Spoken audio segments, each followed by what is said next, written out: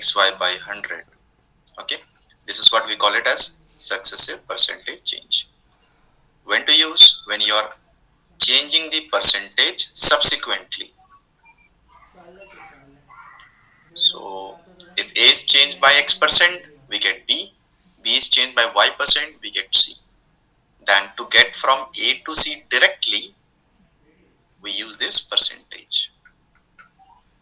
Okay, so this is where we use the successive percentage change. Okay, let's check one situation whether we can use this percentage, successive percentage change or not. Look at this, everyone.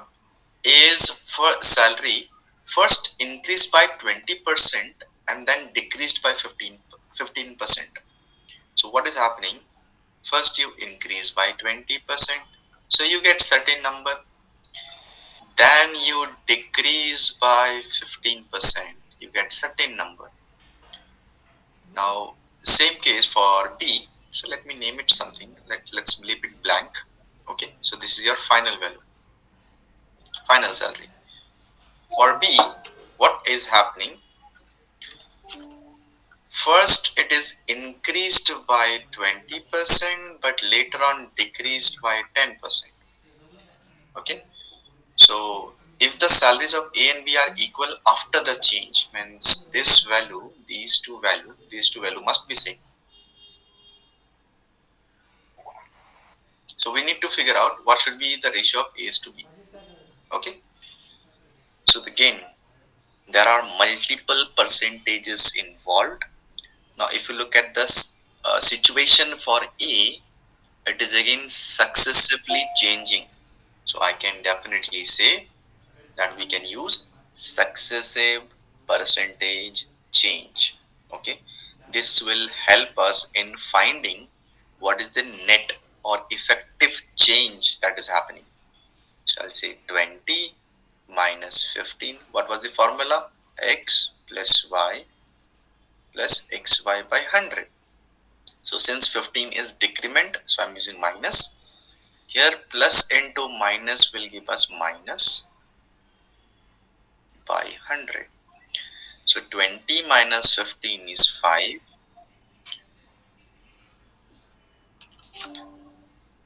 20 2 5s are 10. 5 3 15. So 5 minus 3 is 2%. So that means the net effective is 2%. मतलब शुरुआत में उसके salary 100 रुपए होते, तो after the two changes the new salary would be 102. This is the meaning. Okay, so that means, can I say whatever was his old salary, new salary would be 102%, 2% बढ़ गया है, of the old salary. Okay, similarly if I go for B, let's go for B. For B it will be 20 minus 10 minus 20 into 10 by 100. So 20 minus 10 gives us 10. 10 minus 2, that gives us 8%. So don't you think the final, new salary of B would be 108% of the old salary? Okay, this is for B. Now it says these two are same. According to the question, these two are same. That means 102% of A is same as 108% of B. How did I get 108%? Because it says positive 8 plus 8. So that means net was increment. So if you simplify this, percent and percent will be cancelled out. 108 upon 102. So let us simplify this. 108 and 102. You can simplify it by 2. Okay, if you are not getting the answers directly, if you are not good with the multiplication table, no problem at all. See, if I simplify by 2, I get 54, I get 51. don't you think I can cancel it by 3? Right? Yes. 3 18 times, is it? Yes, Yes, sir. sir. 17. So the answer is 18 is to 17. Clear? Now, अब बोलोगे ये ना use करके can I solve it, जो हमने सीखा था that you remember that final equals to कल ही हमने सीखा था initial into 1 plus x by 100 whole to the power n। क्या हम ये यूज नहीं कर सकते? यूज कर सकते हैं। डू यू रिमेम्बर मैंने ये बोला था इसको कब यूज करना है? जब भी आपका फाइनल या इनिशियल वैल्यू रिक्वायर्ड है तो आप ये यूज कर सकते हो। ओके, तो if I use this method here also फिर भी मेरा सॉल्व होगा। कैसे? नाउ ए का नया सैलरी क्या होगा? पुराने सैलरी का 1 ये प्लस होगा पहले, 1 प्लस 20/100। दूसरी बार क्या हो रहा है? 1 माइनस 15/100। तो ये हो गया ए का नया सैलरी। यहाँ पे n कब होगा? When both the values are same. अगर यहाँ पे 20 है, यहाँ पे भी 20 है, you need not write it separately. Okay, now what about b? For b, if I go with the similar way, पुराने सैलरी का पहले 20% बढ़ाया गया है। ओके, नेक्स्ट टाइम 10% घटाया गया है। ओके, तो कैन आई से दिस कैंसल आउट? तो a by b is a by b would be 10 minus 1, that is 9/10 divided by ये जो पोर्शन है ये साइड चेंज करोगे तो नीचे आ जाएगा। So this will be 85/100 which is 17/20। अगर आप इसको सिंप्लीफाई करोगे यू विल गेट 18/17। ठीक है, 18/17।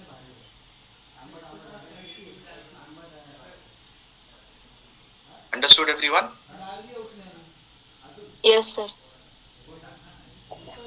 अब मैं इसी चीज को, ये मैं यहाँ पे लिख देता हूँ ऑल्टरनेटिव मेथड।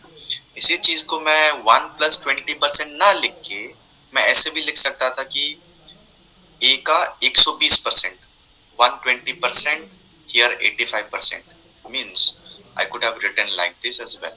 और ए का 120% फिर 15% घटा दिया तो 85% बचे। सिमिलरली बी का 120% फिर 10% घटा दिया 90% बचे। तो आपका आंसर 120% कट करो तो 90% बाय 85%। ठीक है, 5 से कैंसिल करोगे यू विल गेट 18/17। ये सब कुछ रिलेटेड है आपके अंडरस्टैंडिंग के। All these are same thing. 120% बढ़ाना मतलब, सॉरी 20% बढ़ाना मतलब 120% हो जाएगा। तो आप इसको इस फॉर्मेट में लिखो या इस फॉर्मेट में लिखो, मतलब एक ही है।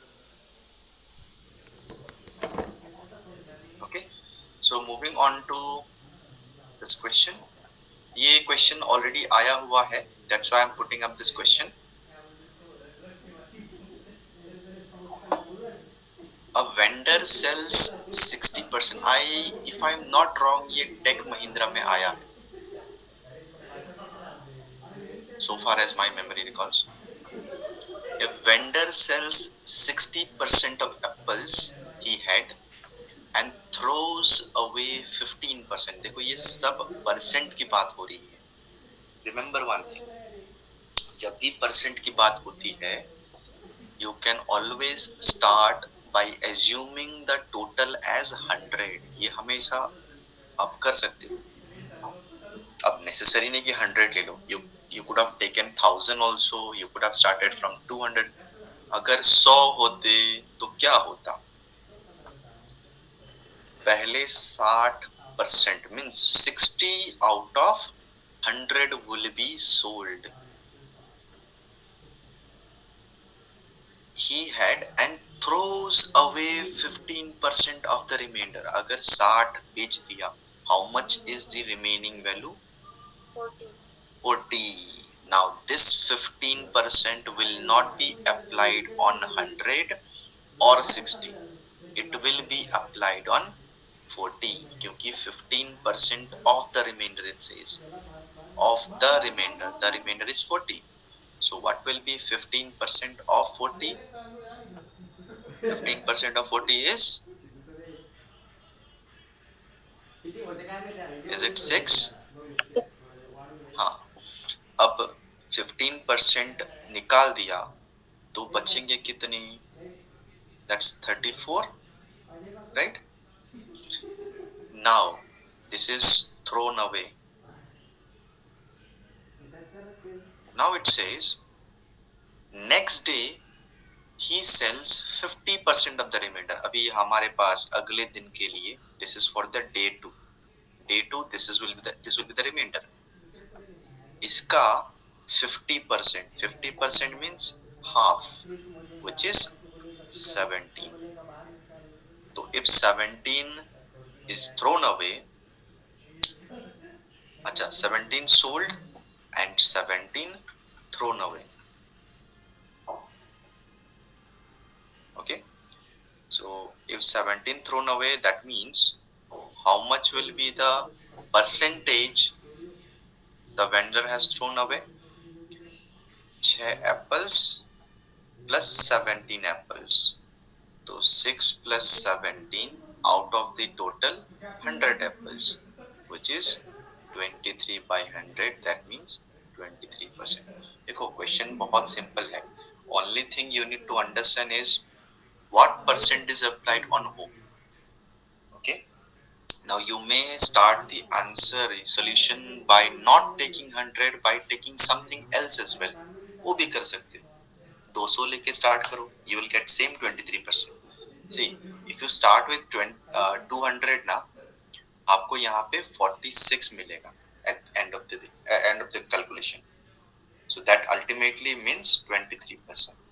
If you start with 300, you will get 69 here. अब चेक करके देखना, start करो 600, 300 से, follow the same process, end of the day you will get 69. Okay. So there is a similar question on this. एक आदमी अपने प्रॉपर्टीज को divide करता है among wife and children. So you can use the same method. You can start the problem by considering 100. Okay. अभी जो election वाला case हमने सॉल्व किया था, that also you can start with 100. Whenever percentage is given, you can assume the number. Okay. So एक shortcut technique है that I need to introduce it to all of you. This will be very helpful in solving questions based on question from time speed distance, questions from profit and loss, questions from discounts, question from SICI, and so on. This is very very helpful. Even time and work, efficiency related questions. बहुत बहुत ज़्यादा important है. Okay. Remember one thing. जब भी आप किसी चीज को इंक्रीमेंट करते हो, you get a new value. Increment is what? You are changing by certain fraction. जैसे मैंने बोला, ठीक है, 1/4 बढ़ा दो या 1/3 बढ़ा दो. So every 1/3 या every 1/4 has a fraction, a percentage meaning given to it. When I say 1/4 increment करना means the meaning is 25% बढ़ाने जैसा है, 25% increment. So either way will be given, या तो 1/4 बोलेंगे या तो 25% बोलेंगे. Okay. So when you increment a number, you get B. तो बी के ऊपर ये देखो, this a by b is applied on this a, है ना. Now if you want to go back to a again, अगर बढ़ा दिया तो वापस घटाना भी पड़ेगा. Okay, so this is your increment. So the decremented value will be a upon a plus b, which is applied on this value. I'll give you one simple example. देखो, I have a number, say 80. I have a number 80. Now 80 becomes 100. 80 becomes 100 मतलब मैंने 1/4 increment किया. Incriminating 1/4 means आपने number में कितना बढ़ाया? 20 बढ़ाया. Correct है ना? 80 में 20 बढ़ाना मतलब 1/4 बढ़ाना. तो अगर मुझे वापस if I want to go back to 80, क्या मैं 1/4 घटाऊंगा? The answer is no. देखो, 100 का 1/4 कितना होता है? 25. हाँ, अगर आप 25 घटाओगे तो 75 हो जाएगा, विच इज इनकरेक्ट. राइट? घटाना तो सेम नंबर है, but the base will be different. This time you will be decrementing. So let me write decrement. Decrementing 20 on 100. आप 20 घटाओगे 100 में, which is 1/5. अब देखो, 1/4 मैंने इंक्रीमेंट किया तो मुझे क्या घटाना पड़ा? 1/5. Look at this. This is your A and this is your B. So A never changes, but B changes. Denominator changes. 4 becomes 5. So 4 plus 1, that's 5. Okay. So whenever I say, if I increment one part by 2/5, so I will have to decrement so that it comes back to the original position. I have to decrement by 2 by 7. 7 कहाँ से आया? 5 plus 2. If I increment any part by 1/3, the other part I have to decrement by 1/4. Okay. From where did I get 4? 3 plus 1. देखो, increment से decrement जाने के लिए मैंने add किया है. Okay. Now if somebody says I have decremented the value by 1/6, मैंने 1/6 decrement कर दिया है. Now to get back to the original value, I have to increment by 1/5. देखो, रिवर्स जाना है तो आपको माइनस करना पड़ेगा. 6 minus 1 is 5. Okay. So always remember this sign. Increment to decrement is plus, decrement to increment is minus. Okay. So say another example. If I say, मैंने बोला cost price को अगर आप प्रॉफिट परसेंट इंक्लूड करोगे, if you increase the cost price by p%, the new value that you get is selling price. Now if you are given selling price is given, if you want to go back to the cost price, you will have to apply this rule. तो आपको तुरंत answer मिल जाएगा. Okay. मैंने बोला कि cost price के ऊपर मैं 10% का प्रॉफिट चार्ज करता हूँ. 10% means 1/10. Means 1/10 you have incremented. तो वापस सेलिंग प्राइस से कॉस्ट प्राइस में जाने के लिए मुझे 1/11 डिक्रीमेंट करना पड़ेगा, which is applied on the selling price. Okay. Say for another example, if I say, ये देखो, अगर मैं बोलूं distance is given by speed into time, don't you think if you increase the speed, time taken must decrease? Speed बढ़ाओगे तो time कम लगेगा ना. अगर आपको लेट हो रहा है तो आप क्या करते हो? You need to reach on time, तो you increase the speed, right, so that you reach your destination on time. मान लो आप डेली 8 बजे कॉलेज के लिए निकलते हो एंड 8:30 बजे कॉलेज पहुंचते हो. That means 30 minutes time you take usually. But if you have started at around 8:10, मतलब टाइम टेकन हैज डिक्रीज, क्योंकि आपको 8:30 बजे पहुंचना है. Now you have only 20 minutes. तो आपको क्या करना पड़ेगा? You will have to increase the speed. Now look at this, 30 minutes and 20 minutes. That means your time has been decreased by 1/3. आपका आपका टाइम घट गया है 1/3 से, तो आपको स्पीड में क्या करना पड़ेगा, 50% इंक्रीमेंट करना पड़ेगा। कैसे?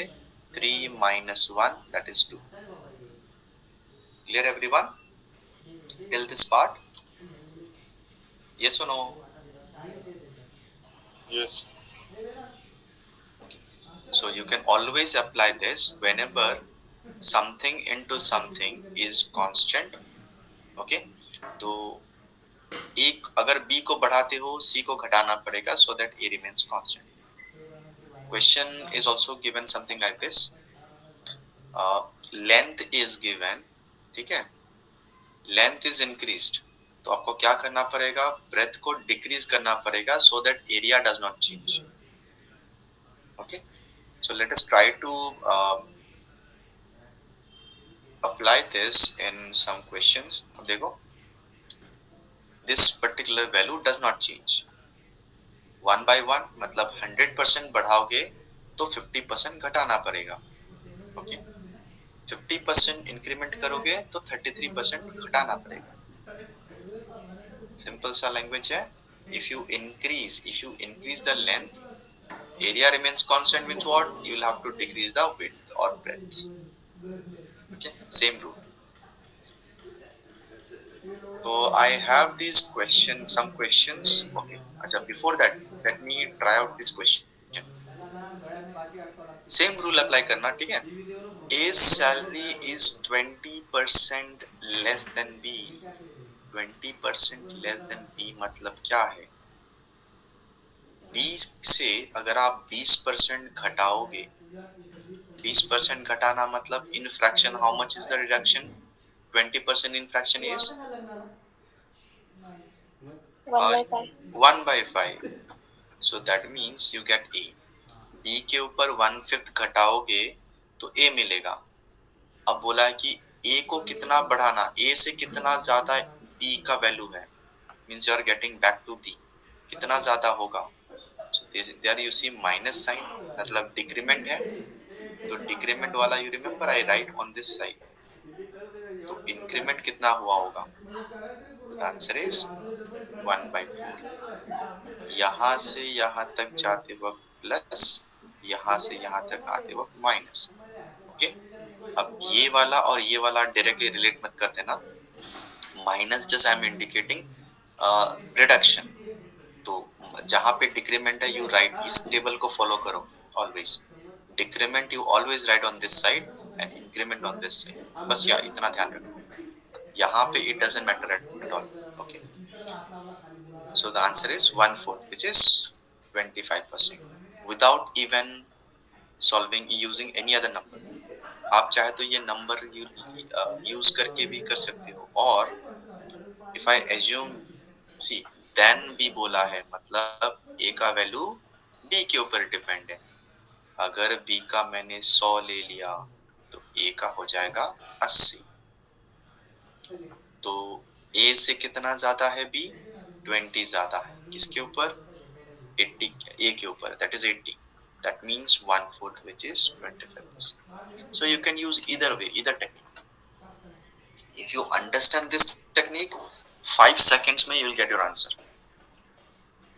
Okay, so we will be using this technique in TSD, time speed distance में बहुत ज़्यादा यूज करेंगे, and also time in work. Okay, can you give me the answer for this? उसी way में you can solve and let me know. More is given.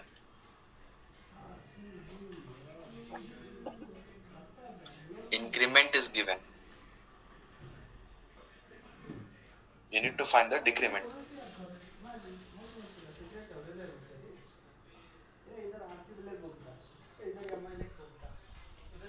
Use the same technique.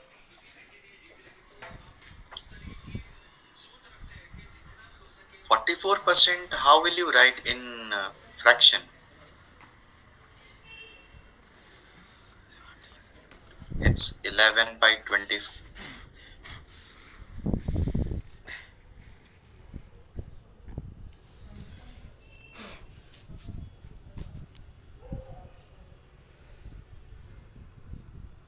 Increment से decrement जाते वक्त we add 11/36. So 11/36 in percentage would be how much?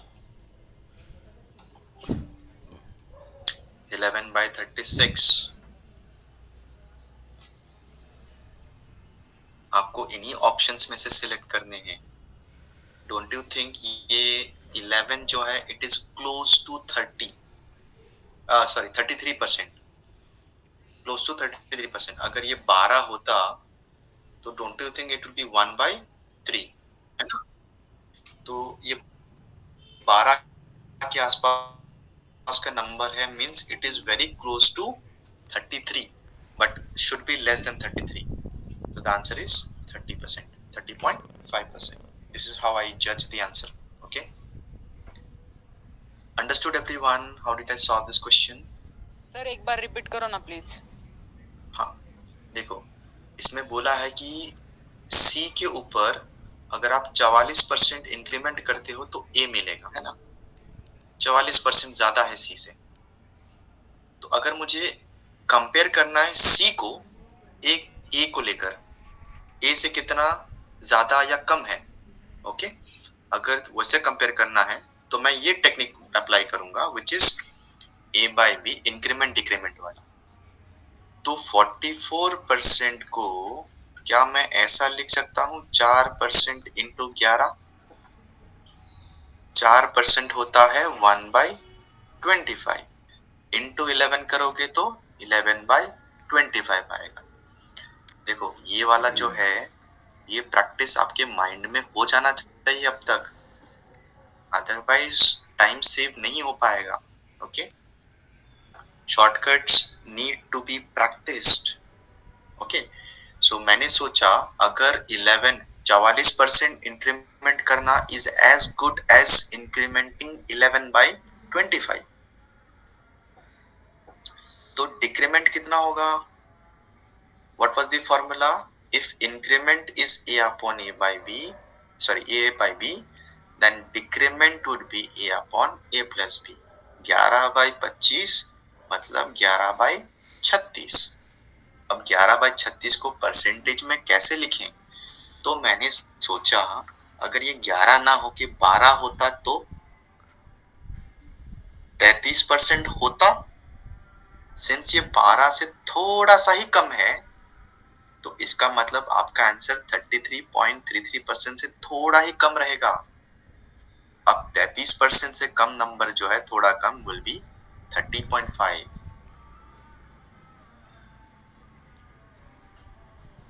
Understood now? Yes sir. So otherwise आप 100 लेके भी कर सकते हो.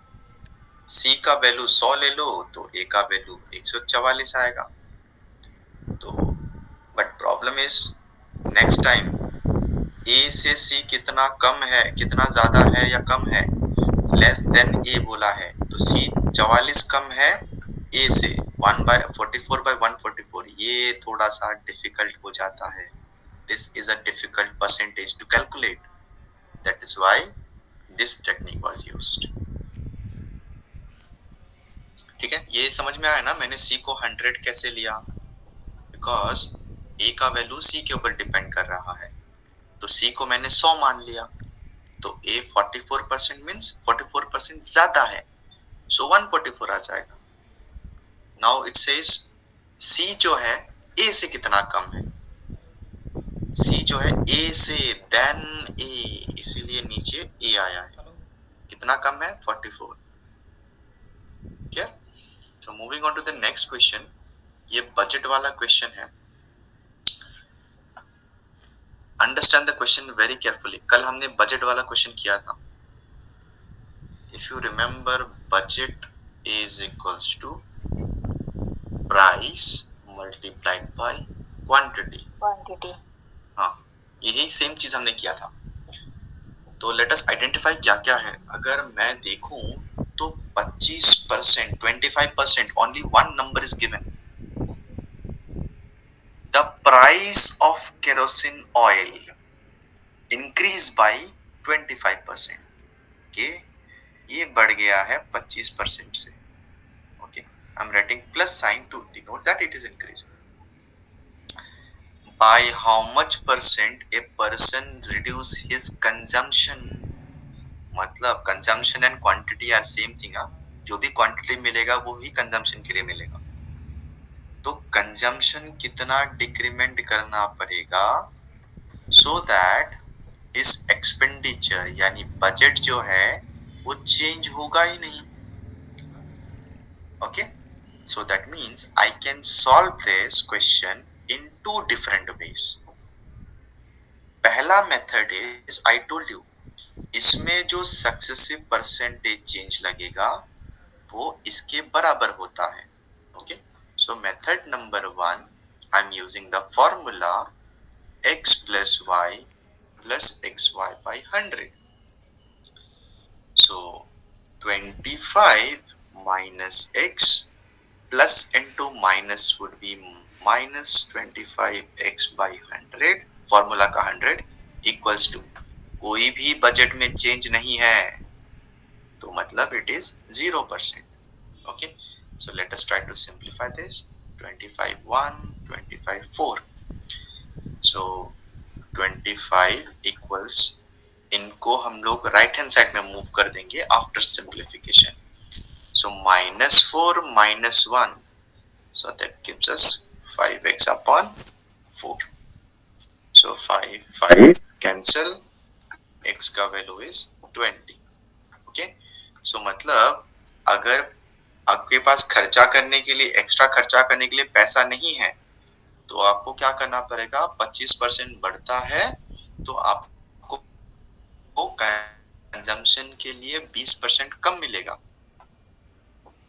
मतलब अगर सपोज आपको 100 किलो राइस मिलते थे पहले, अभी 100 किलो नहीं मिलेंगे, प्राइस बढ़ गया तो you will get only 80 kgs of rice, 80 kilos of rice. Okay, this is the meaning.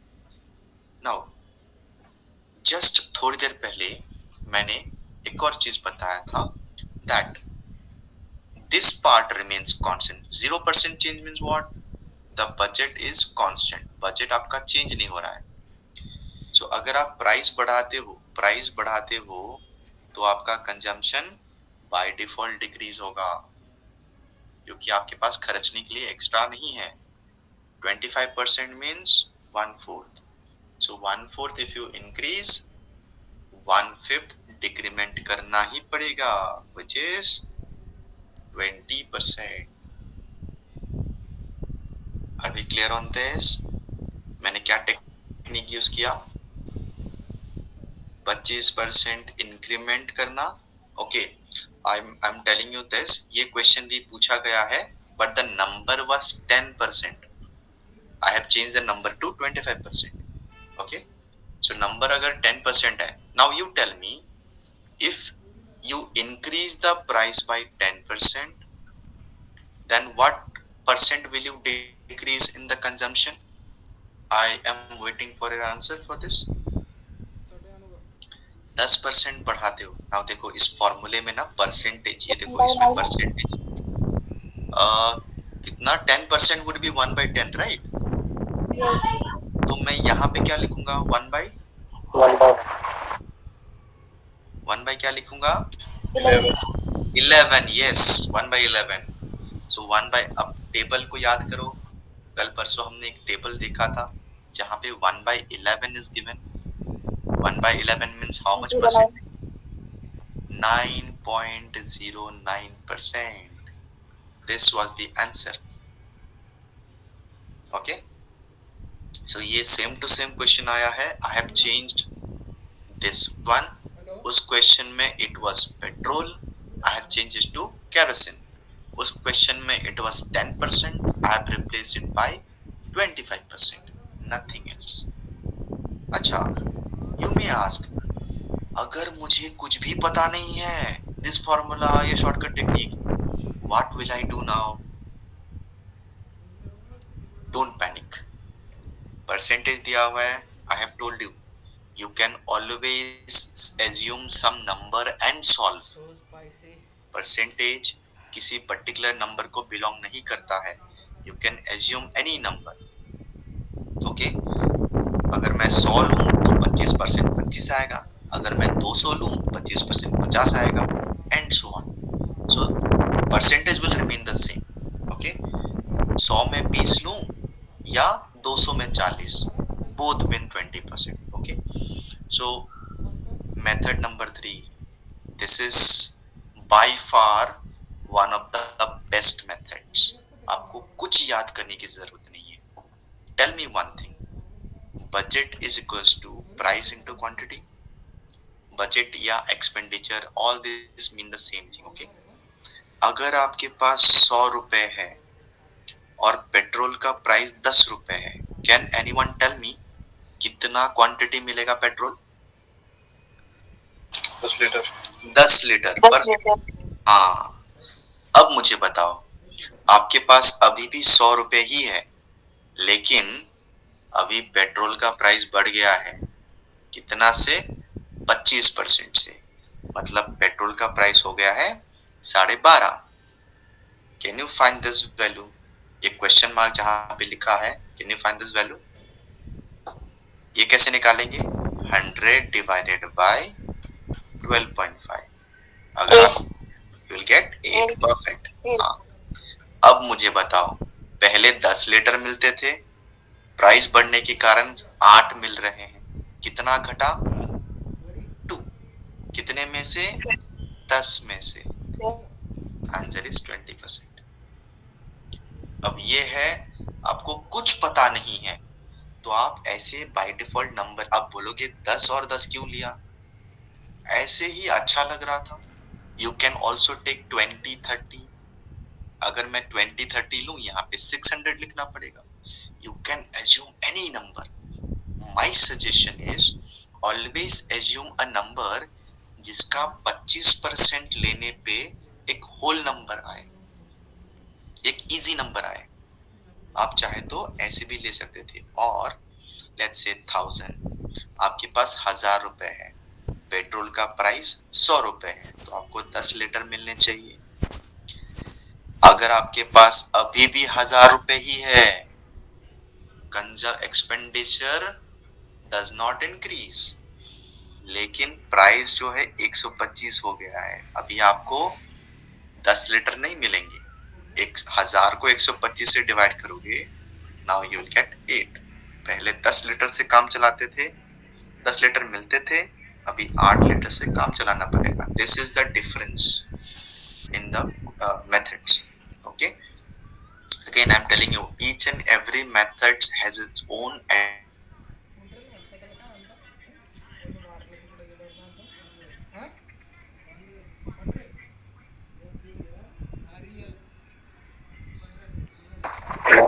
so method 1 is the most you can say easy wala method, most applicable. Method number 2, where do we apply method number 2? Again, method number 2, only the requirement is this value. Okay, again इसके लिए the percentage has to be percentage should be convertible to fraction.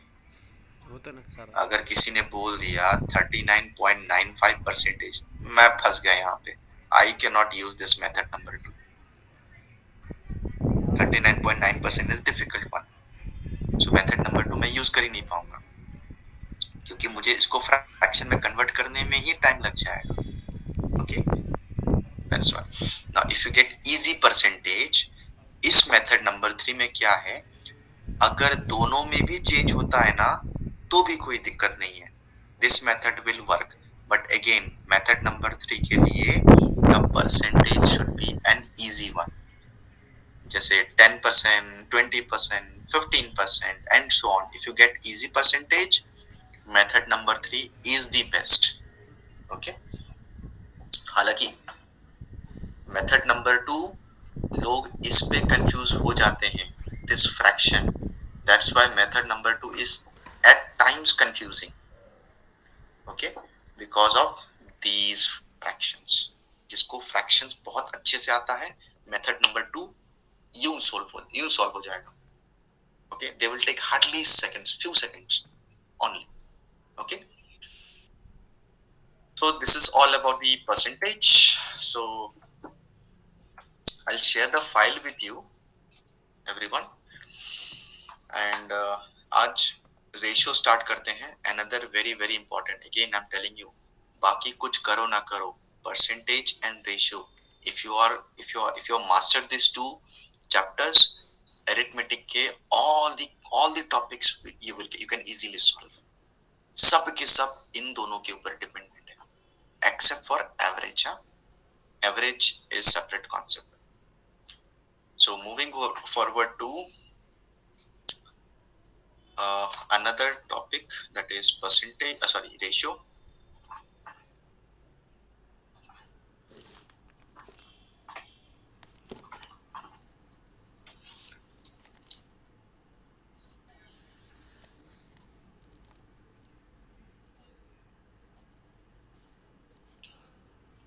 Is it okay now if we start with the ratio, guys? Yes, sir. हाँ. So if you have any problem, any issue, do let me know in the chat box, any query, ठीक है? So we will be starting with ratio then. So I hope the screen is visible to all of you. Ratio, proportion and variation. Yes, sir. लेकिन sir आपका आवाज break हो रहा है ज्यादा. अभी ठीक है? हाँ, Is it okay now? Okay. Okay, sir. So ratio, proportion and variation, ये तीनों के तीनों they are interlinked. Okay. Ratio is the most basic one. Proportion is nothing but ratio of ratio. Variation is again comparison of proportion का ही extension है. Comparison with different values of ratio. ठीक है? Changing ratio actually. So इसके लिए दो चीजें हैं. One will be direct, another will be indirect. So direct ratio and indirect ratio. So ये आता है आपका variation. Okay. Now let us start with the ratio. देखो, understand this thing. Ratio is nothing but the comparison between two similar. ये हमेशा ध्यान में रखना. Similar quantities. The quantities has to be similar. Number of students you can compare. Rupees you can compare. Number of apples and number of apples you can compare. But comparing speed with number of cars is not possible. Remember always. मेरे पास 50 रुपए हैं, मेरे friend के पास 20 रुपए हैं. I can compare because both are rupees. मैंने 4 kilometre walk किया. My friend has walked for 200 meters. I cannot compare. Why? The units are different. हमेशा इक्वल चीजों में, हमेशा सिमिलर चीजों में कंपैरिजन होती है. Okay, so this is all about ratio. Now I have written 60 apples and 40 apples. अगर मैं इसको सरल भाषा में कंपेयर करूं in the simplest way, then it is 2. कहने का मतलब है if the number of boys is 3, so accordingly number of girls will be 2. Okay. Now if I say the speed of car is 15 kilometer per hour and the speed of bike is 10 kilometer per hour. So when I take the ratio, I write 15 is to 10. So I'll simplify. I will cancel out the common factor. मतलब मैं इसको simplest number में reduce करूँगा. So it will become 5 3 times, 5 2 times. What is the meaning? अगर car 3 kilometre चलती है 1 घंटे में, तो बाइक 2 किलोमीटर चल पाएगी. जितने टाइम में कार 3 ट्रैवल करता है, उतने टाइम में बाइक 2 किलोमीटर ट्रैवल करेगी. That is the meaning. तो ये तो सिंपलेस्ट कंपैरिजन हुआ। तो कहने का मतलब है इफ आई से द कार हैज ट्रेवल्ड 60, तो ये कितना बनेगा? ये बन जाएगा 40, राइट? क्योंकि हमारा रेशियो क्या है? 3:2। तो आप जब भी इसको बोलते हैं हम ओरिजिनल वैल्यूज, जब भी ओरिजिनल वैल्यूज लिखो that should be on the basis of the given ratio. हमेशा ये 3 का कितना टाइम्स है? 20 टाइम्स, तो इसका भी 20 टाइम्स होना चाहिए। सो this is the basic about ratio. So ratio is nothing but the simplest form of comparison. Again, I'm talking about comparison. मैं हमेशा कंपेयर कर रहा हूं, इसका इतना है तो उसका उतना होना चाहिए, ठीक है? Somebody says मैं चाय अच्छा बनाता हूं, तो how do I add milk and water? 3 cups of milk with 2 cups of water. तो मैं कितना कप बना रहा हूं? 5 cups. मेरे घर में मेहमान आ गए, so they are demanding 10 cups. They are demanding 10 cups. That means I will now be mixing milk, 6 cups of milk with 4 cups of water. तो मैं 12 cups और 8 cups भी मिक्स कर सकता था. I will get 20 cups. Okay.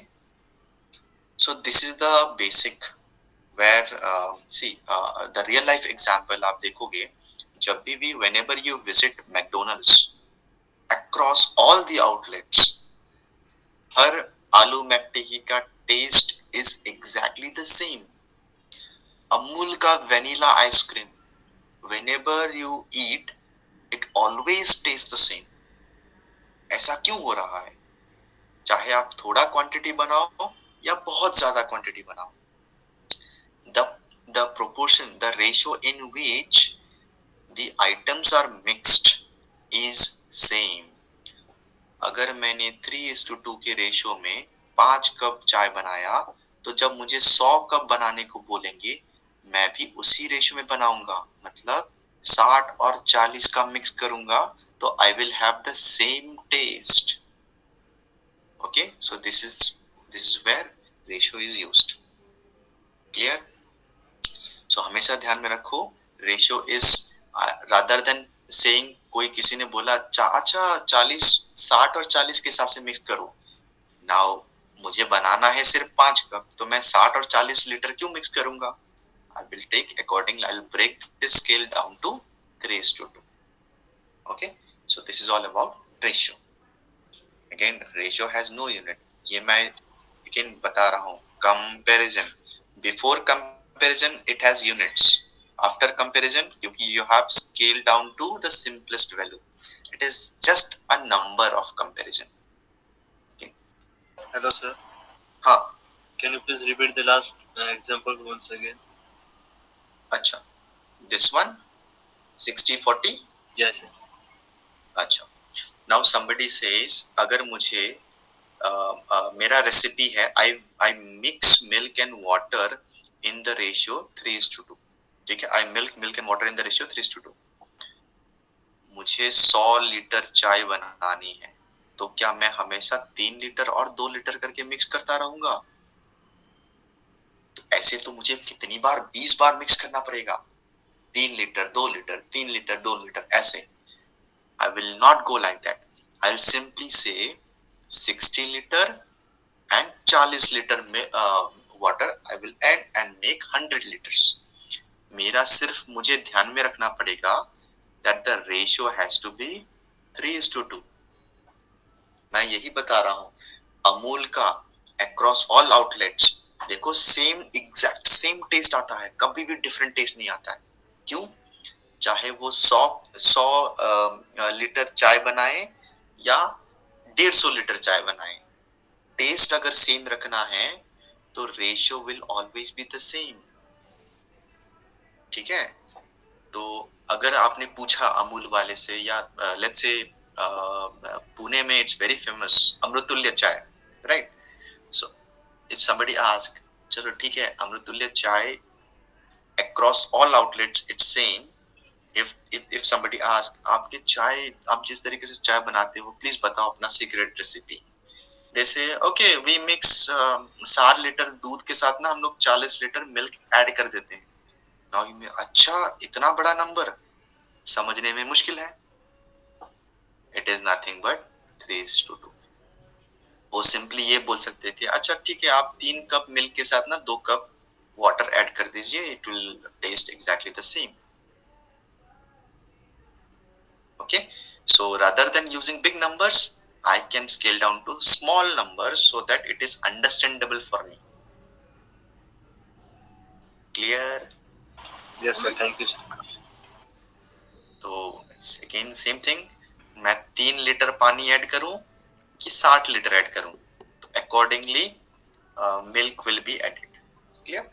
So moving on to the next one, जब भी हम रेशियो लिखते हैं ये ना किसी नंबर से स्केल डाउन होके आया होगा। Scale down means removing all the common factors, simplify करके आया होगा। तो वो जो किसको सिंप्लीफाई करके आया होगा, those numbers are called as original values. हमेशा ध्यान में रखना ओरिजिनल वैल्यूज जब भी आप एज्यूम करोगे, सी अगेन परसेंटेज में डू यू रिमेम्बर 25% दिया हुआ है, लेट्स से 25% इंक्रीमेंट करना है तो आई एज्यूम 100, 100 में 25 इंक्रीमेंट करो तो 125। सिमिलरली रेशो में भी आप एज्यूम कर सकते हो, ये किसी बड़े नंबर को छोटा कर दिया होगा तो मैं ऐसे सोचूं कि वो दो बड़े नंबर जो हैं I can assume as 20 30, 8 12, 10 15, I could have assume 40 60 as well. Okay, always remember ये जो मल्टीपल है ना 2 का 20 टाइम्स है तो इसका भी 20 टाइम्स होनी चाहिए। ओके, लुक एट दिस, 7 का कितना टाइम्स है, इट इज 2 टाइम्स, सो 2 का भी 2 टाइम्स इज 4, 5 का भी 2 टाइम्स इज 10। सो ये जो स्केल डाउन किया हुआ नंबर है उसको ओरिजिनल बड़े नंबर में लाना है तो you multiply the same number through out. Okay, तो अगर किसी ने पूछा that there is a city A where the population of male to female ratio is 2:3, अगर किसी ने पूछा मतलब उस सिटी में अगर 200 मेल है तो 300 फीमेल होने चाहिए, अगर उस सिटी में 2000 मेल है तो 3000 फीमेल होने चाहिए। This is the meaning. Okay, so one interesting concept that you will be getting, अगर ऐसा सिचुएशन आया a by x, b by y, c by z, how will you calculate ratio? अब ratio कैसे calculate करोगे? For example a by 2, b by 3, c by 4, तो abc will be nothing but direct the denominators के ratio. ये हमेशा ध्यान में रखना, जब भी आपको ऐसा क्वेश्चन मिलता है the ratios will always be the ratio of denominators. Okay, another type that you will get is something of this format. For example, फिलहाल मत देखो, I will give you another shortcut method.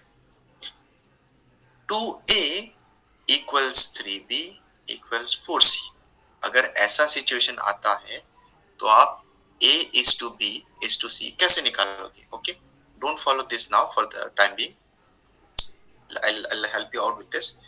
तो मैं a is to b is to c कैसे निकालूंगा? Though you can follow this method, but I would suggest इससे भी better method है। see if you can divide करेंगे 12 से divide, हाँ 12 से डिवाइड कर सकते हो, ठीक है। अब देखो सेम 12 से डिवाइड करोगे ना इस फॉर्मेट में आ जाएगा तो आप डायरेक्टली लिख सकते हो। नाउ सी, अब बोलोगे 12 आया कहां से? एलसीएम ऑफ 2 3 एंड 4, है ना। अब देखो एलसीएम लेने की भी जरूरत नहीं है, मैं एक टेक्निक बताता हूँ. Now if I want to calculate for a, तो ए को हाइड कर दो, इसको छुपा दो. बचे क्या? 3 एंड 4. तो 3 इंटू 4 12. ठीक है. जब मैं b को फाइंड करूंगा ना, b का वैल्यू, तो आई विल हाइड b. बचा क्या? 2 एंड 4 8. जब मैं c को फाइंड करूंगा, आई विल हाइड c. बचे क्या? 2 इंटू 3 6. नाउ इसको स्केल डाउन करोगे क्योंकि ये अभी तक रेशियो में नहीं है. why this is not in ratio? Because we can cancel it further. 6 4 और 3. 3. Correct? So this way you can also find out. So इसके लिए you don't have to take any LCM, you don't have to divide anything. जिसका निकालना है उसी को ही hide कर दो, बाकी का लिखो. Okay? So the same thing, if you have something of this format, अगर ऐसा आया तो देखो कभी कभी ऐसा भी दिया रहता है. Okay, you will get questions like this as well. So when you get question like this, if you want to find the first one, पहले वाला फाइंड करना है तो इसको हाइड कर दो. बचे क्या? 3 into 4, that's 12. सेकंड वाला अगर फाइंड आउट करना है, हाइड दिस वन. बचे क्या? 2 into 4, that is 8. थर्ड वाला निकालना है तो हाइड द थर्ड वन. बचे क्या?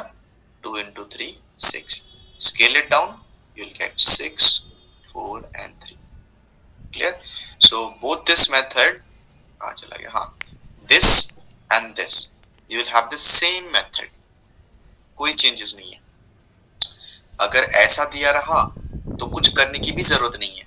Simply the denominators will be the ratio. Okay? Now another very important part is scaling of ratio. Very important ना. तो ये important क्यों है? I will tell you. If I have something like this, A is to B, 2 is to 3 दिया हुआ है. Now B is to C is 4 is to 7. Now how do I calculate A is to B is to C? This is called as scaling of ratio. It's nothing but combining the two ratio. Again, remember one thing. A is to B, C is to D. ये दोनों combine नहीं हो सकते. कुछ तो common parameters होनी चाहिए. There has to be something in common. Look at this. In the two ratio, what is common? B is common. There has to be something in common. और हमेशा जो common है उसको हमेशा बीच में लिखना. Okay? Sometimes if I give you like this, madam, come again. ऐसे बोलो.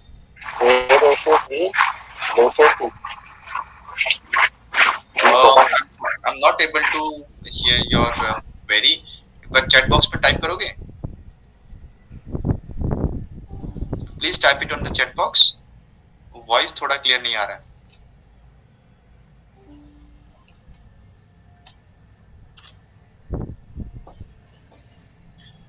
So if somebody gives you like question like this, A is to B is to this one, then C is to B is 4 is to 5, तो आप कैसे solve करोगे? जो common है वो हमेशा बीच में लिखना. So what I will do is I will convert this into B is to C, so it will become 5 is to 4. जो connection है ना, ऐसे cross में आना चाहिए. Okay. So how to combine the two ratio? Again I'm telling you again this time. अगर if the two ratios are different, if there is nothing in common, you cannot scale it because इन दोनों का representation ही अलग है. ये किसी और चीज को represent कर रहा है. राम और श्याम का comparison, श्याम और विनोद का comparison, then I can find out Ram, Shyam and Vinod. If somebody says Ram और श्याम का comparison है और इधर let's say Rahul and Vinod का comparison है, no, you cannot scale it. ठीक है, so you cannot combine the two ratio.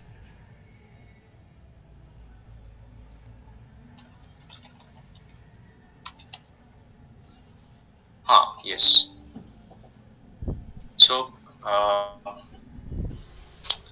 now A is to B is to C कैसे find करेंगे? Just write like this. Look at this. The way I'm representing A, B and C. This will be applicable across all types of ratios. फिर B and C. 4:7. I'll write B and C here. Okay. Next, इस side में you see it was initially blank. ये blank है, ये भी blank है. So I will fill this part with the adjacent one, which is 3. So I will fill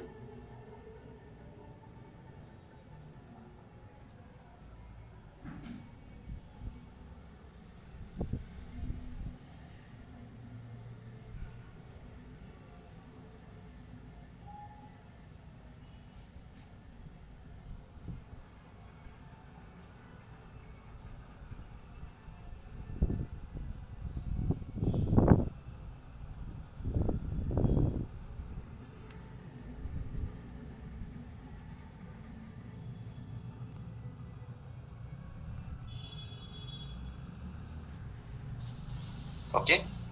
2 I can cancel this with this, but not here. So 2 cannot be common.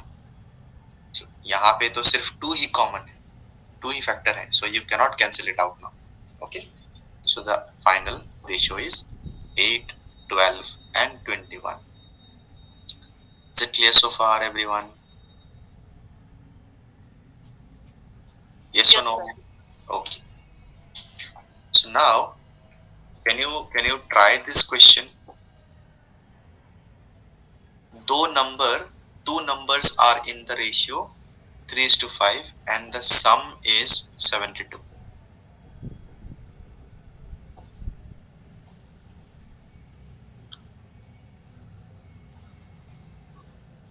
Two numbers. पहला number अगर 3 होता है तो दूसरा number 5 होता है, ये कहने का मतलब है. तो अगर 3 और 5 होते हैं तो what will be the sum? 8.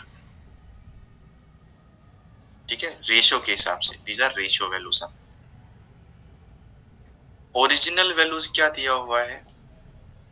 72, which is 8 का ओरिजिनल वैल्यू. तो कहने का मतलब ये है 8 यूनिट, इसको ऐसे सॉल्व करते हैं. ठीक है, 8 यूनिट 72 के बराबर है. 8 is in ratio and this is in original value. ठीक है, 72 को आप स्केल डाउन करके 8 में लाए हो. Now it says the difference between the two numbers. 3 और 5 रेशियो के हिसाब से क्या डिफरेंस है? रेशियो के हिसाब से 2 यूनिट का डिफरेंस है. जरा सोचो, 8 बराबर 72 है तो 2 बराबर कितनी होनी चाहिए? Do you remember I told you direct ratio? कुछ किया था हमने कल इसमें, something cross, you remember? So this value will be 2 into 72 divided by 8, which is 18. Now listen to this. इसका मतलब क्या है? दूसरा एक और मीनिंग ये भी है कि 72 को अगर आप 8 इक्वल हिस्सों में बांटोगे तो हर एक हिस्से में 9 आएगा. 72 divided by 8 is 9. Means if you divide 72 into 8 equal parts, each part will be equivalent to 9. Okay, so 2 parts will be equivalent to 18. Okay, so I'll say 8, 9, 72. That means 5 parts will be 45, 3 parts will be 27. So if I calculate the difference, it is 2 part, which is 18. Okay, understand the meaning. पहले वाला अगर 3 होता है तो दूसरे वाला 5 होगा. Means कुल मिला के 8 8 पार्ट्स और यूनिट्स, ये सब सेम ही टर्म्स है, इसका सब मीनिंग एक ही है। 8 हिस्सों में बांटो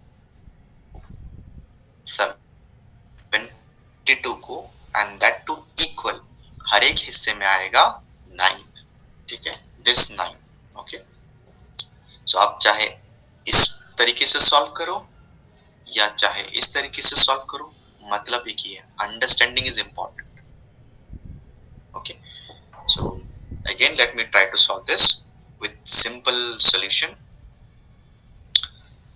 पहले वाला 3 होगा तो दूसरे वाला 5 होगा, टोटल इज 8। 8 बराबर 72। मैंने 8 का 72 क्यों किया? क्योंकि 72 is nothing but the sum. That's why I have taken the sum. If 8 बराबर 72 है तो I want the difference. Difference is 2. 8 बराबर 72 तो 2 बराबर 18. Okay. Again, don't get confused. Where did I get at 18? From 2 into 72 divided by 18. Cross multiplication. Huh? So try the next question in the same way. Huh? By the way, इसमें से ना कुछ options are incorrect. So please avoid looking at the options. Try out these questions.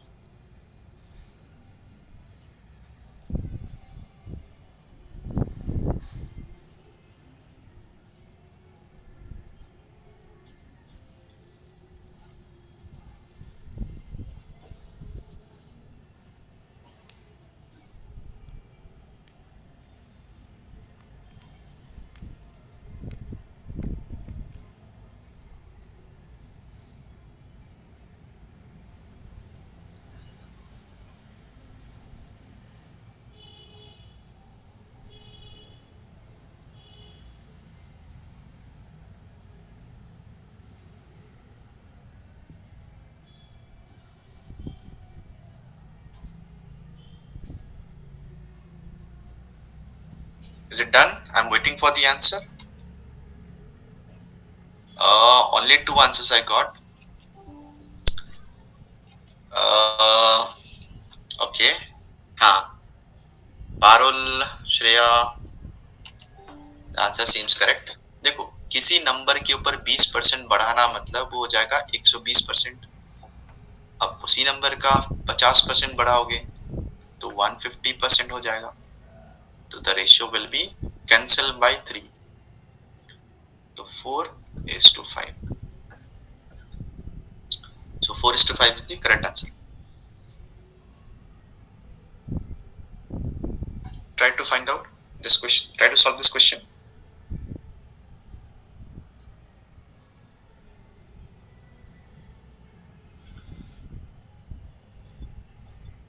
X is to Y is 2:3. These are ratio value. Huh?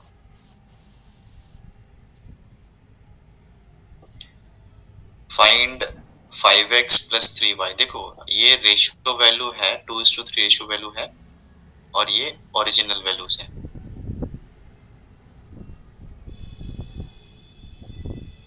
सिर्फ without ratio आता है तो these are original values.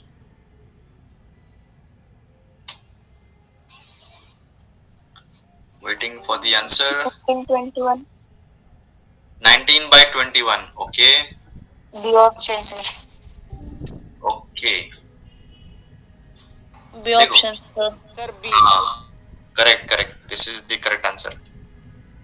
Now you may ask कि 5x इसमें directly 2 and 3 बिठा दिया तो you will get your answer. Okay? 3 into 2 plus 5 into 3. There is a difference. अगर मैं इसी क्वेश्चन को if I modify 5x plus 3y square, बाकी सब सेम रखा मैंने, बस इसको मॉडिफाई कर दिया, तो your answer will be can not be determined. बोलोगे ऐसा कैसे हो गया? यहाँ पे तो 2 and 3 सब्स्टिट्यूट किया था, यहाँ पे also we can substitute. I told you these are original values. आप ओरिजिनल वैल्यू पे रेशियो सब्स्टिट्यूट नहीं कर सकते। अब यहाँ पे सब करने पर करेक्ट आंसर कैसे आया? That is because whenever you assume the numbers as the original value, you assume something like this. बचपन में do you remember? Let the numbers be 2x and 3x and so on, or 2k and 3k. अब यही number in place of x and y बिठाओगे, the value k will be cancelled out. ये automatic cancel हो जाता है. But for this, k will not be cancelled out. बस इतना ध्यान में रखना that the variables type जो है वो same होना चाहिए. Now,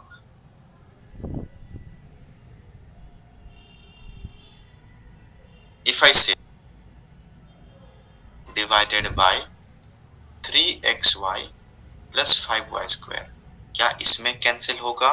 इसमें सॉल्व होगा? Yes, answer is yes. Why? In every term you will get k square. ये जो k है ना, हर एक टर्म में बिठाओगे k square निकलेगा. So k square will be cancelled out. Okay? तो अगर यहाँ पे स्क्वायर है तो xy होनी चाहिए. Understood? So this can be solved. बस आपको ये ध्यान में रखना है that k will be cancelled out. If everything is similar, nothing to worry. Simply substitute the values. ठीक है? हालांकि ऐसा टाइप क्वेश्चन पूछेंगे नहीं, but you need to understand. अगर पूछ लिया तो you will be able to figure out कि क्या सही है क्या गलत है. Okay? So moving on to the next question. Again, the method can be borrowed from the previous question. They have not given the direct ratio.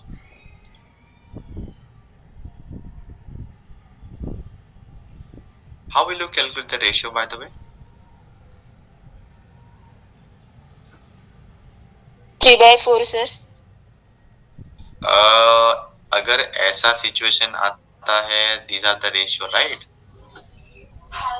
4, 5 and 7. This is the direct ratio. अगर ऐसा आता है तो अब देखो 4k, 5k, 7k we have to assume. अब यही values यहाँ बिठाओगे तो k अपने आप कैंसिल हो जाएगा, मतलब रेशियो वैल्यू डायरेक्टली बिठा सकते हैं. 4 plus 5 and 5 plus 7. So this is 9 by 12. Answer is 3 by 4. So the ratio is 3:4. Clear? Yes, sir.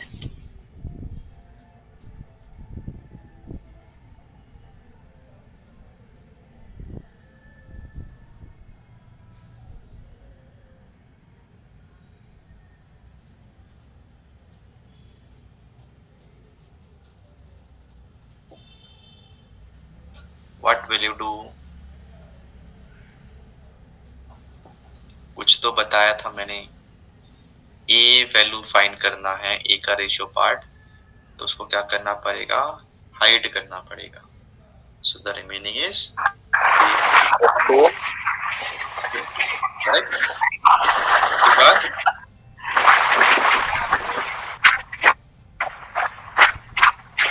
and 12. Correct? See if you got the same result or not. A को मैंने छुपा दिया. I got 3 into 5, 15. Next time hide B. 4 into 5, 20. Next time hide C. Remaining is 4 into 3, 12. अब ये further cancel नहीं हो पाएगा. So the answer is this. Now look at this. You can solve this question even without using any method. Look at this. How do I approach the question? मैं पहले इसके बारे में सोचता हूँ. 4 times A equals 3 times B. Can anyone tell me A और B में से larger कौन सा है? Which one is greater? A or B? A. Is A greater or B greater? A is greater. B ऐसा क्यों? देखो, a के साथ बड़ा नंबर मल्टीप्लाई किया गया है, जबकि b के साथ छोटा नंबर मल्टीप्लाई किया गया है। तो a का वैल्यू छोटा होना चाहिए, क्योंकि बीच में इक्वल टू साइन है।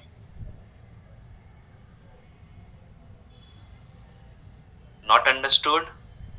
Not understood, sir. हाँ, देखो, मैंने 4a किया है, a के साथ 4 मल्टीप्लाई किया है, b के साथ 3 मल्टीप्लाई किया है। जरा सोचो, अगर a लार्ज होता, ठीक है, a ग्रेटर देन b होता, तो अगर मैं 4 के साथ a के साथ 4 मल्टीप्लाई करूं और इधर 3 मल्टीप्लाई करूं, ये देखो, ये बड़ा नंबर है तो और भी बड़ा हो जाएगा। Getting my point?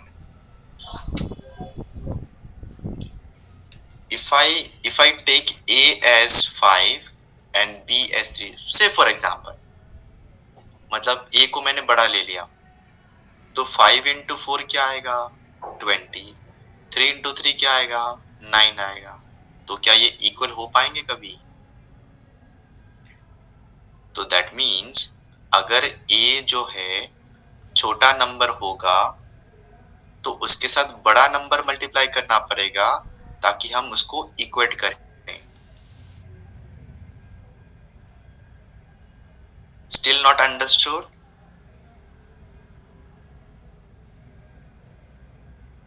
Yes or no? No sir. फिर से बताओ sir. Tell me one thing. a के साथ मैं क्या मल्टीप्लाई करूं? a के साथ बड़ा नंबर क्यों मल्टीप्लाई हो रहा है और b के साथ छोटा नंबर क्यों मल्टीप्लाई हो रहा है? उसके बाद इक्वल टू साइन आ रहा है।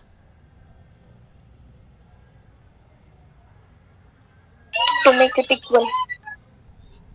हाँ, तो जरा सोचो, किसी चीज को बैलेंस करना है ना, जैसे फॉर एग्जांपल बैलेंस को ले लो, जो तराजू होते हैं ना, सपोज ऐसे बैलेंस है, सो एक साइड में 10 किलो है, एक साइड में 20 किलो है, ठीक है? तो आप इसको बैलेंस करने के लिए 10 किलो किस साइड में रखोगे? Left side. लेफ्ट साइड में रखोगे ना, क्योंकि ये छोटा है। तो ये छोटा है, इसीलिए इसके साथ में बड़े नंबर को मल्टीप्लाई किया गया है। अब ये बड़ा है तो इसके साथ छोटा मल्टीप्लाई किया तो भी चलता है। That means if I consider a, let's say a का वैल्यू 3 ले लेता हूं और दिस इज 4, सो 4 into 3 12। तो अगर यहाँ पे 3 है तो मुझे यहाँ पे 4 लिखना पड़ेगा। देखो, a is 3, b is 4। तो अगर आपको चीजों को बैलेंस करना है, मतलब छोटे नंबर के साथ बड़ा आएगा और बड़े नंबर के साथ छोटा आएगा, है कि नहीं? Yes, sir. Now understood. Yes sir. तो that means a should be less than b। अब मैंने सर्च किया कहाँ पे a less than b है। a less than b I was searching, a less than b तो ये आ रहा है, right? Am I right? Yes. But हमारे इसमें तो ये वाला आंसर आया है। How is it possible?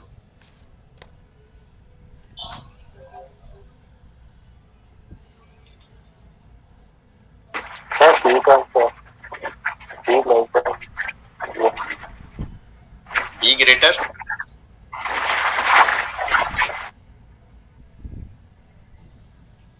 तो देखो अभी यहाँ पे हमारे पास आंसर क्या आया है। देखो, आई टोल्ड यू, मैंने बताया था आपको दैट कुछ क्वेश्चंस में options are incorrect. Don't look at options, look at this 15, 20 and 12। This is our answer, right? तो b का वैल्यू क्या आया है यहाँ पे? 20, which is greater than a। Now similarly, don't worry, आपके उस टेस्ट में options will be correct. Now let us compare this two. अब मुझे बताओ बी और सी में ग्रेटर कौन सा है? Which one would be greater? B. B, because इसके साथ छोटा नंबर मल्टीप्लाई किया गया है, that means B greater than C. Now B is greater than A, B is greater than C. Look at this option. This is actually ये है 15, 20 and 12. So look at these options. ऐसा एक ही option है जो इसको satisfy करता है. You need to understand this. मैं सिर्फ कॉमन सेंस लगा रहा हूँ कि अगर इसके साथ छोटा नंबर मल्टीप्लाई किया होगा कर रहा है, that means the number has to be larger one. That's it, nothing else. If you are confused with this, don't go for it. आपके पास रेडीमेड टेक्निक है, इस्तेमाल करो, खत्म करो. Okay? So I'll move to the next question. Now tell me this question is of which type? A, B, C. देखो A is to B दिया हुआ है, B is to C है, and I need to find A is to B is to C. Which technique should I use? Scaling ratio, sir. Scaling of ratio. Correct. So try to solve this using ratio. मैंने कुछ ऐसे लिख दिया A, B, C. जो common है उसको बीच में लिखना हमेशा.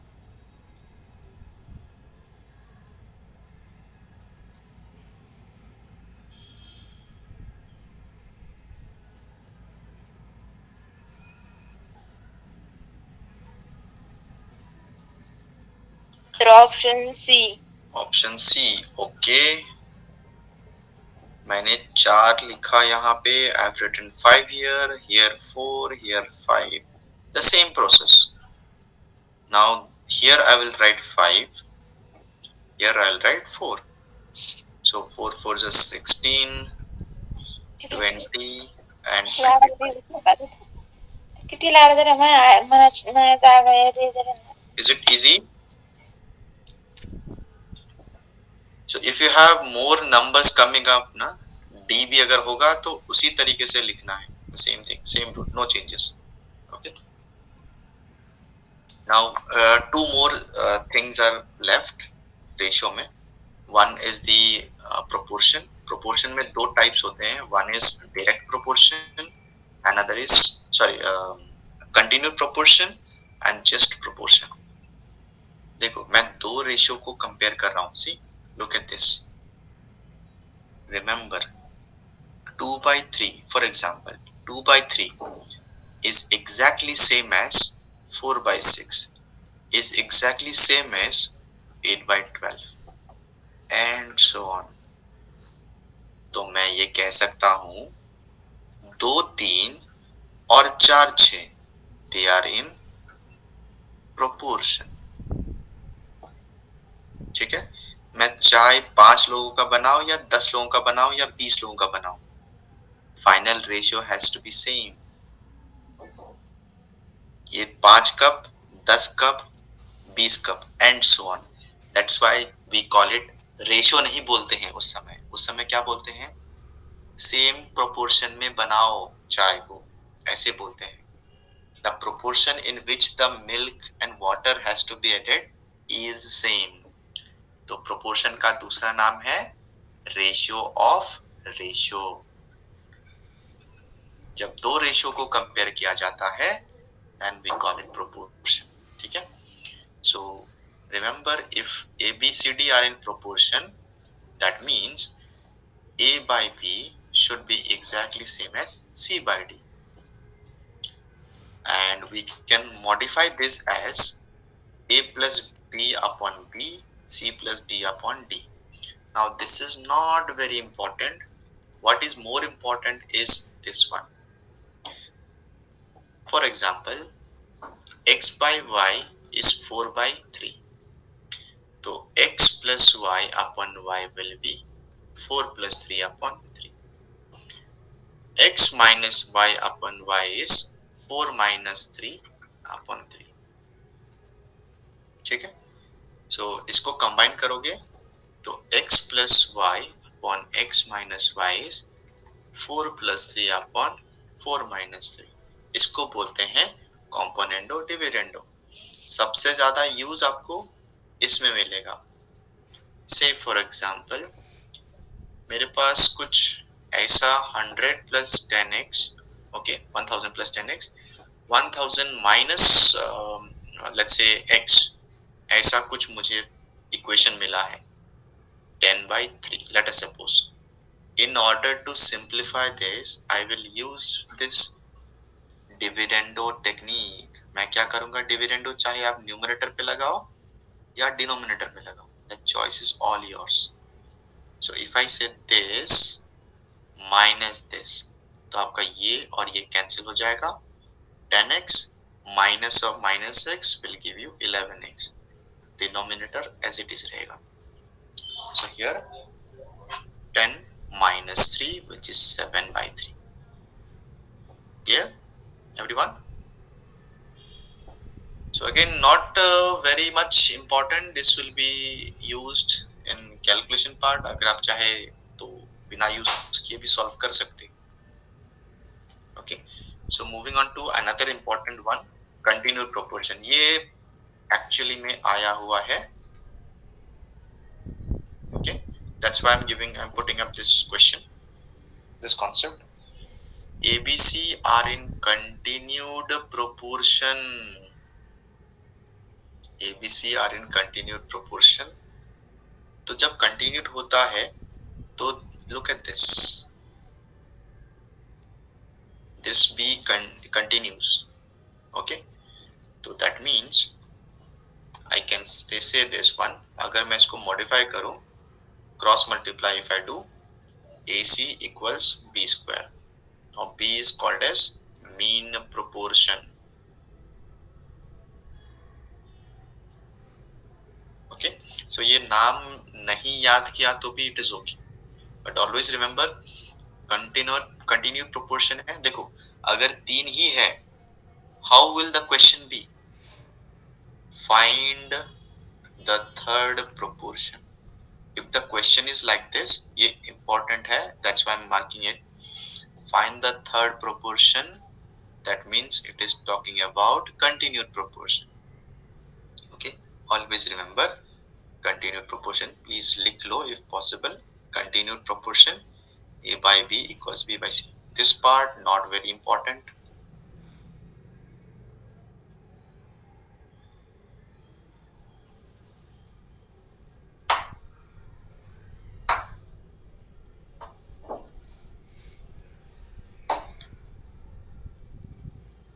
Clear everyone? Yes sir. Yes, sir.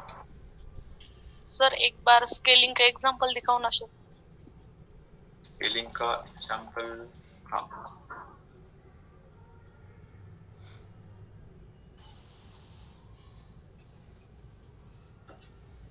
Scaling का एग्जांपल. अच्छा मैं एक और क्वेश्चन लेता हूँ. Let's say A is to B is given as 2 is to 3. B is to C as 4 is to 5 and C is to D is 6 is to 7. So how do I calculate A, B, C and D? Okay, so again same process, A, B, C, D. पहले AB को लिखूंगा 2, 3, फिर B and C 4, 5, फिर C and D 6, 7. जहां पे जो दिया हुआ है you right in the same way, same pattern. अब बताओ ये जगह तो खाली है, इसमें मैं क्या भरूंगा? एडजेसेंट 1, 3, 3. ये जगह खाली है, आई विल फिल अप 5. अब ये जगह खाली है, so I'll fill up 4. What shall I fill up in this space? 6. 6, correct. अब मल्टीप्लाई करो. नाउ अगर नंबर्स ज्यादा है तो ऐसे प्रोडक्ट फॉर्मेट में ही रखो, ठीक है, मल्टीप्लिकेशन फॉर्मेट में ही रखो. मल्टीप्लाई करने के बाद रिजल्ट को मत लिखो. There is a reason behind this. 3, 4, 6, फिर इसका आ जाएगा 3, 5 and 6, फिर इसका आ जाएगा 3, 5 and 7. ओके, सो नाउ इसके बाद क्या था अल्टीमेट स्टेप? कैंसिलेशन. देखा जाए तो 3 सब में है, मैं 3 को कैंसिल कर दिया. अब इस बार इसमें 2 के अलावा कुछ है ही नहीं और इसमें 2 है ही नहीं. That means I cannot cancel anymore. Cancel सिर्फ 2 में नहीं होता है. Cancel होगा तो सब में होना चाहिए. So I'm left with 16, 24, 30 and 35. I hope it is clear with everyone now. Yes, sir.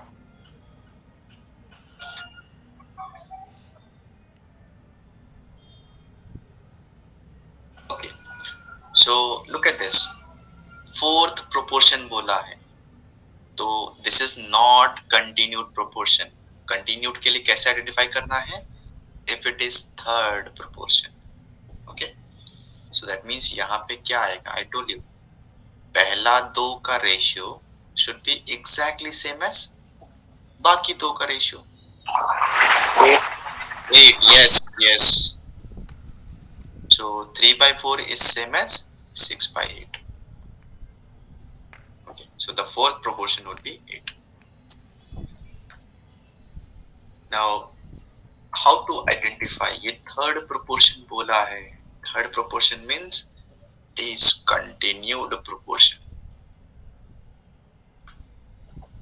So continued proportion says 1/6 A by B is equal to B upon C. So let me take that C as X. क्या था formula? A by B equals B by C. तो ये है आपका A, ये है आपका B, C पता नहीं है तो मैंने X ले लिया. So if you simplify this, it will be X का वैल्यू आ जाएगा 0.16 divided by 1.6. So the answer will be 0. 0.1. Yes. Sorry, not this one. Option number C. Okay. So the last part, which is variation. Variation का direct questions सिर्फ कोक्यूब्स ने पूछा है, ठीक है, and that to testing में नहीं पूछा है, डेवलपमेंट वालों के लिए पूछा है. ओके. सो अभी तो आई एम नॉट श्योर कि ये टेस्टिंग के लिए पूछेंगे या नहीं पूछेंगे. So it's a mixed batch, right? Okay. कुछ लोग टेस्टिंग में होंगे, कुछ डेवलपमेंट में होंगे ना, या it's only testers? It's mixed. Okay, no problem. Okay, so moving on to this, there are two variations. One is direct, another is indirect. जब भी direct variation की बात आती है, ratios को equal करो. It looks something like this. जैसे speed और distance का variation होता है ना, तो I can say S1 upon D1 is equals to S2 upon D2. और आप चाहे तो ऐसे भी लिख सकते हो, ठीक है, x1 y1 x2 y2, ठीक है, या x1 by x2 y1 by y2. बस सीक्वेंस सेम रहना चाहिए, 1 2 1 2 या तो 1 1 2 2 ऐसे. The choice is all yours. Okay. Next is, sorry, this is indirect. Indirect variation में क्या होता है? x varies inversely. देखो उल्टा है, देखो 1 2 1 2, सॉरी कुछ उल्टा हो गया. Don't write this one. Copy करते हुए it has changed. Right something like this, x1 y1 is equal to x2 y2. Means it will be like this, x1 x2, तो it will be y2 y1. उल्टा होना चाहिए, 1 2 तो 2 1 ऐसे. So x1 y1, इसको बस मॉडिफाई किया है. You can write either this format or this format, x1 y1 और x2 y2, ठीक है. So remember, when it is direct variation, ratio equal. When it is indirect variation, products equal. Must remember these two. Direct ratios. Indirect products equal. So try this question. X varies directly with cube of y. मतलब मैं इसको लिखूंगा कैसे? Something like this. Direct है तो same line पे आएगा. Cube of y. So now remember what happens when there is a direct variation. Direct में ratio equal means x1 upon y1 is equal to x2 upon y2. But it is not just y1, huh? It is y cube. Cube, it is given in the question, cube of y. So how will I solve this one? देखो, the conditions are given. जब x का value 7 है तो उस समय y2 होता है. See, it will all be the same the way I'm solving it here, okay? Even if you get questions, solve the same way I did. तो x का मैंने 7 बिठाया तो y is 2, but y के साथ में it comes with a cube, so 2 cube. Now it says x का वैल्यू क्या होगा if I say y is 4? So when y is 4, that means this denominator will become cube. तो x का वैल्यू क्या होना चाहिए? If you simplify this, this will be 8, this will be 64, 8 times 64, ठीक है? तो 7 into 8, 56 sir. 56, yes. तो जब x का वैल्यू जब y का वैल्यू 4 होगा तो x will be 56. This is the meaning. So try this question.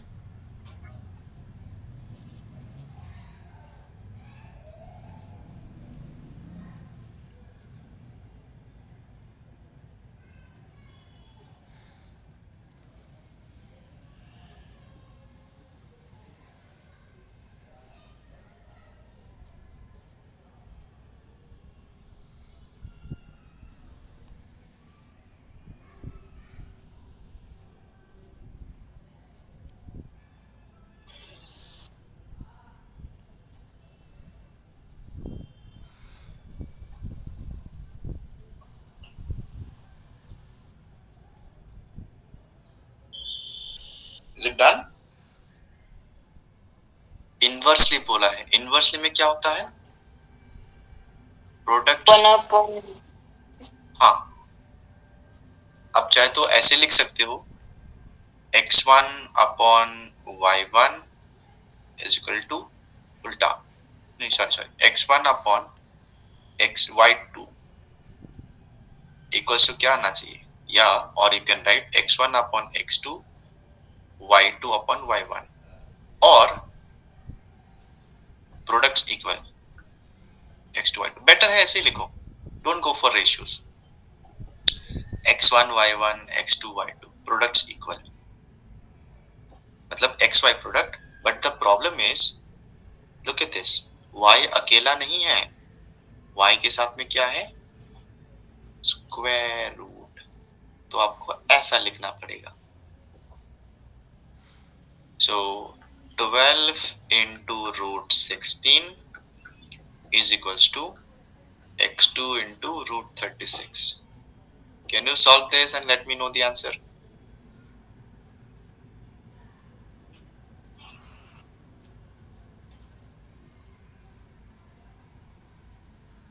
What will be the answer?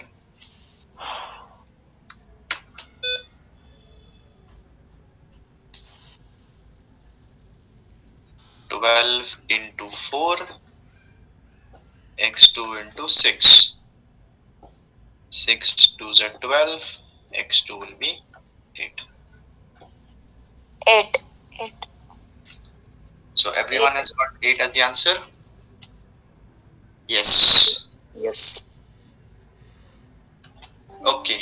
So we will stop here for today.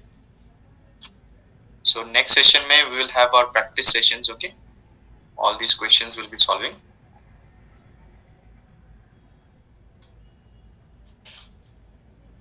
So if you have any query, you can post it in the group. Okay, I will be replying in the group. कोई भी doubt रहता है, simply ask.